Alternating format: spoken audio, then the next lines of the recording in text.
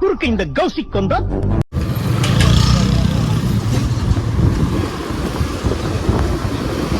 ஒரு கண்டென்ட் பண்ணுறது என்னன்னா ஒரு ரேபிடோ ட்ரை பண்ணுறது. ரேபிடோ வந்து இப்போ ஷேர் ஆஃப் எக்ஸ்னு ஒரு ஆப் இருக்குது, அதில் போகிறதுக்கு போயிருக்காரு.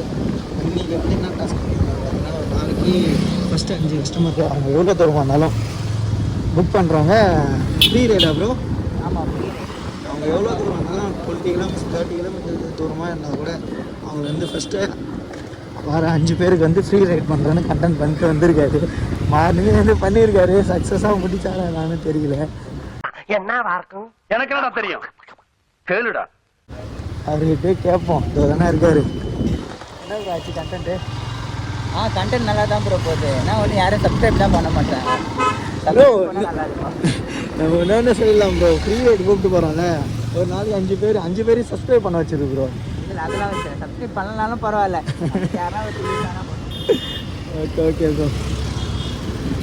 ஏதாச்சும் பண்ணி வேலை வாங்கினாலும் ட்ரை பண்ணிட்டு தான் இருக்கோம். எல்லோரும் லைஃப் அப்படி தானே போகுது.